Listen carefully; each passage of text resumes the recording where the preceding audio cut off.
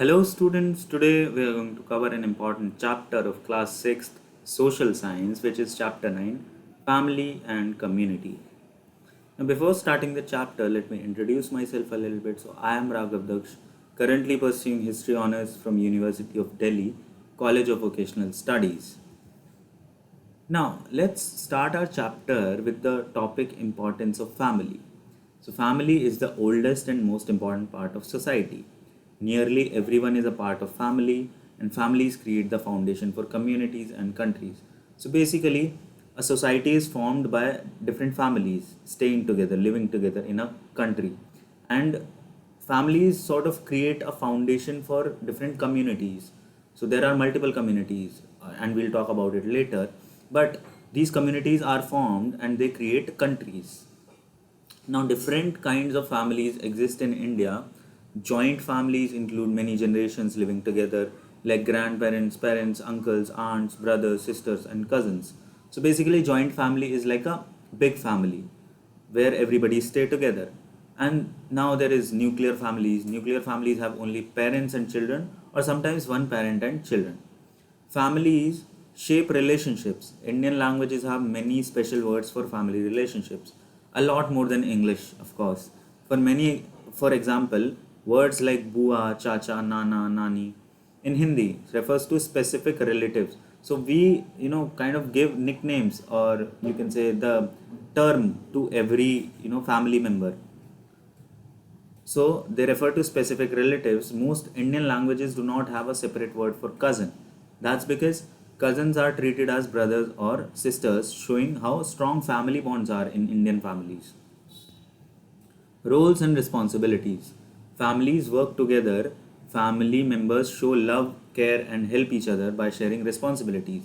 So, when a family stay together, they share responsibility with each other, such as you will do the household chores, or they distribute the household chores too, and someone will earn money, and some will study in school, and they will even help each other with the certain tasks. So parents raise children to become happy and responsible adults. Children also help at home. As children grow, they learn household duties like helping parents or siblings. So parents teach their kids or children some household duties too, so that they can help their parents or siblings. Families teach traditions and values. Children learn family traditions and practices that have been followed for generations by living and taking part in family life. So, for example, if a person is born in a family where a particular religion is being followed, so they will teach him how the practice need to be followed, how the traditions are in our family. So that's how they learn the tradition, and the cycle goes on. So they have the practice that they have been followed for generations by living and taking part in family life. Everyday life in families. Every family member has a role. They make decisions together about things like shopping, cooking, cleaning, and helping each other with homework. Family is a school for values, important values such as non-violence, which is ahimsa, which is not harming others, and the second one is giving, which is dan, means giving some part of your money or some part of your food to others. Service, which is seva, which means social service, social welfare. And sacrifice, which is tyag, that to achieve something bigger you need to sacrifice a part of something that you love, are learned in the family. Family members often give up their own needs to help one another. For example, your parents sacrifice a lot for their kids to help their kids in paying their fee, and they don't even put their needs on top. They prioritize you over something. So that's something, a moral value. That's a sacrifice that they are doing. So family teach us the importance of moral values. Stories showing family values. Shalini's story. Now, Shalini is from Kerala. Shalini's family is a joint family, and during the festival of Onam, her parents decided to buy clothes for everyone in the family rather than just themselves. Shalini did not get the silk dress she wanted, but she was happy because everyone got something new. Her grandmother explained that families must support each other and share what they have. So they sacrificed their need, and they just wanted to see everybody happy, so they bought new clothes for everyone and not for themselves. Now there is another story of Tenzing. Now Tenzing belonged to Meghalaya. Tenzing's family includes his parents, grandparents, and others living together. His father helps with household chores, and his grandfather helps him with homework and also assists the local community. For example, his grandfather files complaint during power failures and help neighbors in need. Tenzing's parents discuss major household expenses together and save money for unexpected needs. So the family is working together. They have their own responsibilities. Like father is cooking for them and doing household chores, and grandfather helps him with homework and assists the local community too. So with his own work, he is managing the family's work too. And also, Tenzing's parents discuss major household expenses together, that where the money needs to go in the future, and they save money for unexpected needs. Now, thinking about family roles, family decisions are shared. For example, both Tenzing's father and mother discusses special expenses before spending money. So they are trying to save money for the family, and participation in chores is valued.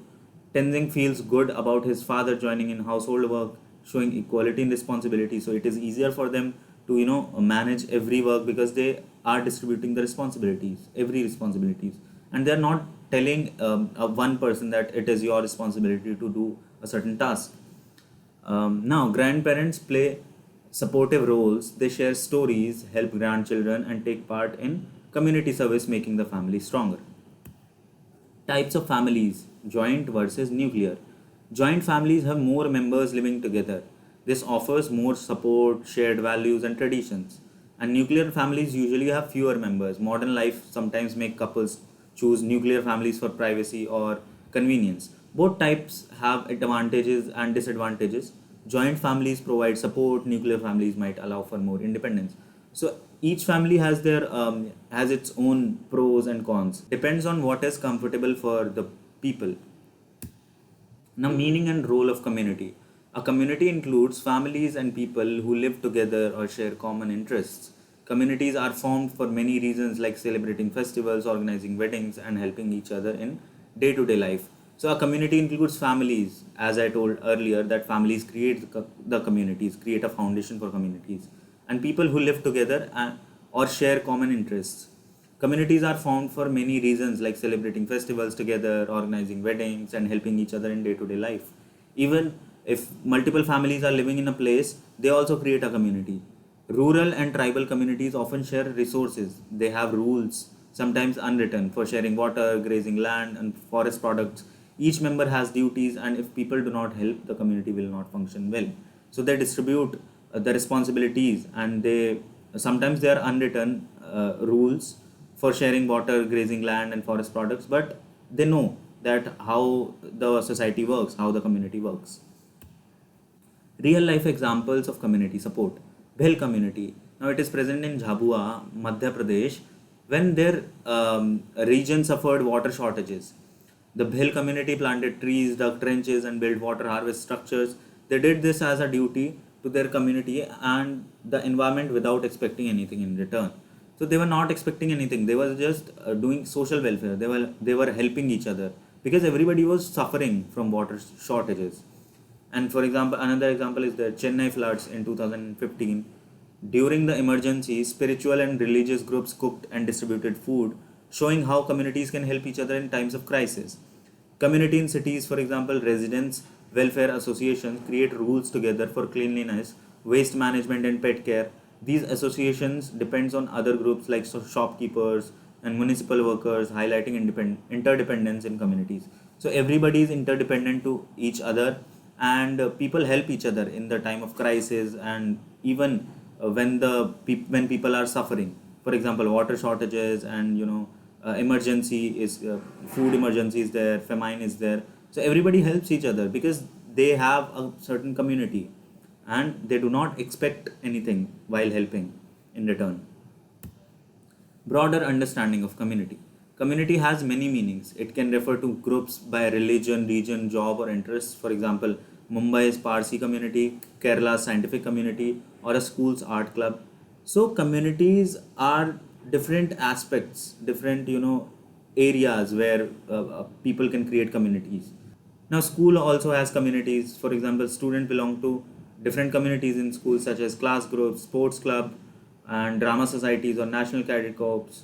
Each functions differently but is united by shared activities and purposes. Interdependence is the key. Everyone in a community relies on others for support, service, and resources. Yeah, so this was all about this chapter. I hope you liked it. If you liked the video, please give it a thumbs up. You can comment down your doubts below, or you can appreciate in the comments, and subscribe to the channel for more such videos, and we'll meet in the next video soon. Till then, take care and bye bye.